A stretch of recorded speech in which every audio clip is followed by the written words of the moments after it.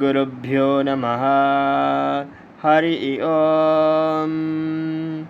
Ganana Antva Ganapatigam Havamahe Kavin Kavinam Mopamashravastamam Jyeshtarajam Brahmanam Brahmanaspatane Shrunvinodipiseda Sadhanam Prano Devi Sarasvadevaje Birvajinevate Dinama Vitrayavato Ganeshaya Namaha Saraswatyai Namaha Shri Gurubhyo Namaha.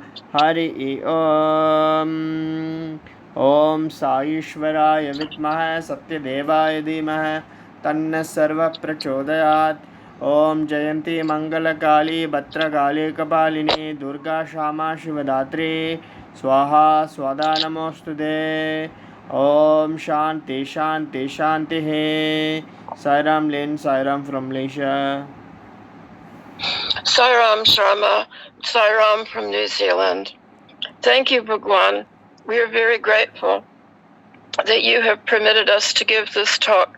It is a very touching talk, and it gives us great comfort and hope, I think you will experience. To our dear listeners, we hope you enjoy this, because it is yet another proof of Swami's Purna Avatara. The title is They Were With Him as Lord Rama, Lord Krishna, and Shirdi Sai Baba. Please excuse my little dog Sai Tuska barking. Being in the ashram so many years and times and working in the trusts in the ashram, my husband and I were privileged to meet many beautiful residents of the ashram, as well as those who Swami had blessed greatly to spread his love and message worldwide. These people had all been with Swami when he was Lord Rama, Lord Krishna, Shirdi Baba, and perhaps many of the other incarnations of Vishnu. And they had proofs of it, because Swami had told them in interviews, and he had created various objects commemorating their time. I am reminded firstly of a beautiful couple who are no more. Swami had told them they had been present at his coronation as Lord Rama and at his wedding to Mother Sita. He had created a medallion for them that showed both of these events, one on each side. Now, the couple had no memory of being with Lord Rama, but as I say, they were incredibly blessed to be serving Swami in Prashanti Nilayam. And they would travel, if he went to Whitefield, then they again traveled there. The gentleman was one of Swami's senior accountants in charge of signing the checks for Swami's trust. And he had been there. They had both been in the ashram for well over 40 years. The most fascinating thing to me was that they had originally been living in Australia, and the accountant gentleman had been doing the accounting free of charge for the Hare Krishna organization there, just as seva. And one day, Swami came out of the mandir. We are talking many decades ago now, and he pronounced the name of the wife. He said, "Where is Mrs. P?" I will just say Mrs. P.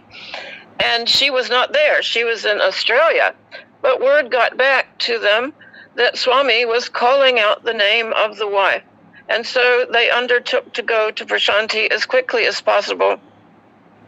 Swami materialized the medallion for them of the coronation and the wedding of Lord Rama, revealed to them that they had been with him then, and gave them immediately a lovely apartment and said, "Now you stay here with me," and appointed the gentleman in charge of his accounting. So who knows? Could this gentleman been in charge of Lord Rama's treasury? We will never know.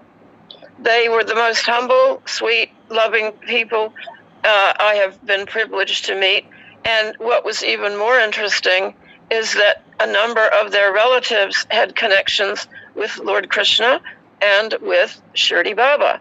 And these relatives had been given beautiful medallions of Lord Krishna and Shirdi Baba, and had also been told they had been with him when he was Lord Krishna. Now, this is fascinating also, because do these blessed souls come back again and again and again to serve every incarnation of the avatar? We will never know. Very few of them had any recollection of being with him. In fact, one lady who was told she was one of the gopis who accompanied Lord Krishna in that incarnation has no recollection whatsoever of being there. But I can tell you, to be in this lady's presence is like being in pure love. Every time I am with her, I feel like I am with a great saint, just as I felt when I was with Mata Betty. And this lady, in her home, all kinds of extraordinary miracles take place. Rock candy may fall from the ceiling. Vibhuti, kumkum, sandalwood, chandan, amrit come from Swami's photographs. I have even seen vibhuti coming up out of the carpet in the shape of an om. I have seen many objects there that Swami himself has created, like Rudraksha beads, Rudraksha malas, robes, everything you can possibly think of. And the most extraordinary thing, one of it is, you may write a letter to Swami, a note, and put it under the footstool in this particular prayer room, and you will get an answer in the form of vibhuti, if he so wishes. And this has happened many times for me. I've also placed photographs there of Lord Krishna, Lord Rama, Swami, Shirdi Baba, and Mata Betty's books, and they are instantly covered with vibhuti. So who can explain these things? Swami's presence, as we know, is everywhere, but it seems to be concentrated in some areas, in some prayer rooms, in some homes. And it does not mean that the person is any more special or more devoted than anyone else. It seems to me that it is quite possible that these people were with him previously, and this is a sign of his continuous presence in their lives in this incarnation. Now, with Mata Betty, she had been told that she had been with Swami when he was Shirdi Baba. And there were many proofs of this, because the first thing Swami did for Mata was create 2 rings, one of them the figure of Shirdi Baba in the classic seated position, and another of the divine feet of Sathya Sai Baba with the So Hum engraved on it, locked together with an Om. However, Mata Betty told me when we were working on her books that indeed she once heard a Shirdi Baba bhajan. And she said she was at an Indian celebration in the Rotorua area here in New Zealand, and they were singing a bhajan. And I thought to myself, this is Mata speaking, that I had heard this bhajan before. It was a Shirdi Baba bhajan, which was sung to him by people who went to visit him at Shirdi when he lived there in the 1900s. And Mata Betty thought, I have heard that before. However, Swami revealed to her that she had been a saint, a scholar, a sage, and a saint, scholar, and a sage, and a seer, S-E-E-R, in former lives, and that she had been a dear companion of his in his Shirdi Baba incarnation. In fact, he always called her Sir. He never addressed her as Madam. And of course, he bestowed upon her the title of Mata, which can mean mother, but can also mean senior being. And she had several beautiful statues of Shirdi Baba that I remember. She had a particularly masculine presence sometimes, particularly when she was getting very serious about matters. She seemed to change from being a very comfortable, portly lady into a very stern male presence. And although when she sang, she had the most beautiful, delicate singing voice, it was like the voice of a young girl. When she was speaking, she seemed to assume more of a masculine presence. And when she spoke, it was like a well of just a depth of wisdom that seemed to go on forever. She seemed to know something about everything on the spiritual path. You could ask her anything, excuse me, and she would know. It just came out from her straight, and you knew you were hearing the truth. No matter what she said, it was pure, pure spiritual truth, and you knew that Swami was approving of nearly everything she said. You know, there are millions of people in the world who preach what is good, but there's only a few who practice what they preach. And Mata Betty was surely one of those. I speak of her the most because it was her that I spent the most time with, but she assured me that every person in the ashram was someone who had served Swami in previous lives.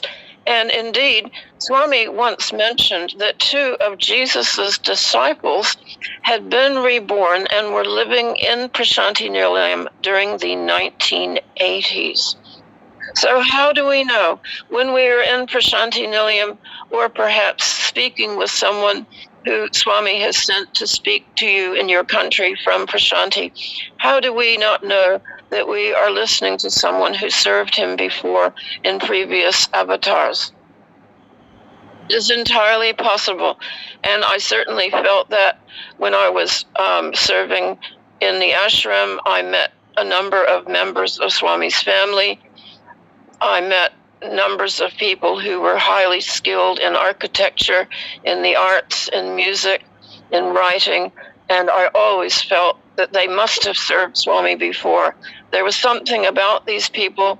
They were otherworldly in many ways, and yet extremely down to earth, easy to get to know. They would do anything for you. If you were unwell, they would cook you food or send you to the hospital or tend you if they were a doctor. I do remember one of the doctors there, a beautiful, beautiful lady who was, excuse me, in charge of eye, ear, and nose and throat in the general hospital. And we once had a patient in my group who had fallen ill. She had gone outside and eaten eggs, cooked eggs, and something else that disagreed with her. She became violently ill. And I went, this was quite late at night, she became very violently ill. I went to get this doctor who sprang up out of her bed and rushed to see the lady and administered the proper antibiotics to stop the food poisoning. And the patient looked at her and said, "You are my mother." And this doctor said, "No, no." And she pointed to a picture of Swami on the wall.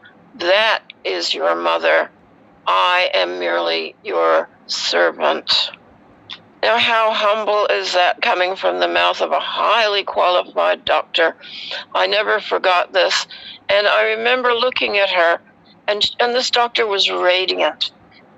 Radiant with love for Swami, and her healing touch was more than enough to restore the lady back to good health. Within the hour, this lady was feeling better. And if you have ever had food poisoning, you will know that this is practically impossible. Normally, you end up in hospital on a drip. But the touch of this lady was something else to see. I hope you have enjoyed this short talk about people who were clearly with Swami in his previous avatars. He had given many proofs to all of them, but to me, the greatest proof was their love, their divine love for all. To be around them was to be like to be around Swami. They radiated his love. They served with love. They were and are incarnations of his divine love. May we all attain such a sainthood, such a seerhood, such a state of being that we spread his light and love wherever we may be. Om Shri Sai Ram. Om Shri Sai Ram. तस्मात् कारुण्यभावेन रक्ष साईश्वरा। हरि ओम तत्सत् श्री साईश्वरार्पणमस्तु। ओम शांति शांति शांति।